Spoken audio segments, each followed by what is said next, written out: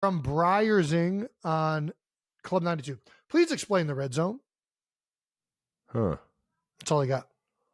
Why is it called the red zone? Because you're on the hunt. I feel like red zone had to be named by like a defensive coach. Like it's like if it was named by an offensive coach, it'd be the green zone, baby. It's time to go. Yeah. Alert, like danger, danger. Attention all defense. Attention all defense. They're about to fucking score. Defensive personnel, do not miss another tackle and do not allow another catch. We are in the red zone. I repeat, code red. That's pretty good. Basically, if you're from the, what is it, 20? Is it start at the 20 or 25? 25?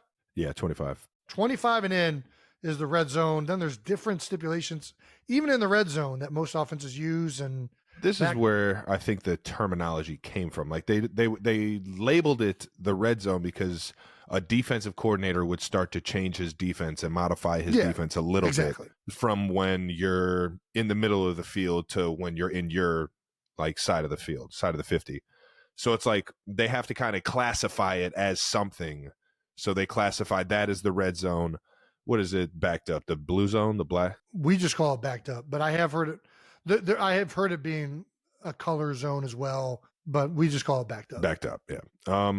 But yeah, so to classify kind of how teams run their style of red zone defense, they just, I don't know, had to group it under a word. So I think red zone has always been the consensus. And not just red zone defense, but red zone offense.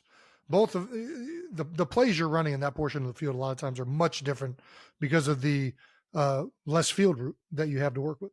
I ran out. And then there's the red zone, which is a generic term for 25 to the goal line.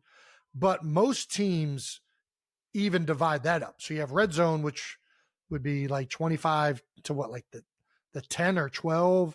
Then you get into like the high red. Then yeah, I don't know about all that. Yeah, then all of a sudden when you get to what, the goal line 2 or 3, you're in the tight red. No. Never. You guys don't I've do never that? heard any of this. I've also been under the same classified like system my entire career. I was with Andy and I was also with Doug, and I feel like we did the same thing. Oh, you did it with Doug? I thought this would have been a Chip Kelly or a... I think every coach I've ever had has like different portions of the red zone categorized, but 100%. maybe that's a Stout thing. Maybe Stout just has. All I know is from 2 to 3 yards to the goal line, you have like essentially, because that's when you have like your goal line package plays. Yeah. Your goal line runs are 2 to 3 yards out, usually 2. But then all of a sudden, there to, I don't even know what qualifies the high red. I don't know what the high red is, yeah. And they're all differentiated. All this comes down to is offensive coordinators and defensive coordinators try to segment this, like Travis said, because the defenses change the closer you get to the end zone.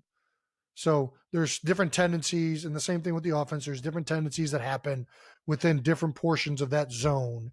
So offensive coordinators and defensive coordinators differentiate when they see those tendencies kind of shifting league-wide. Anyways, that's all I got.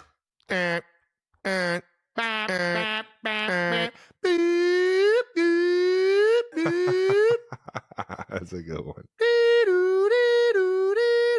Alert Blitz Zero, Alert Blitz Zero. We don't need any safeties back. Send the whole house. Blitz everyone in 3, 2, 1.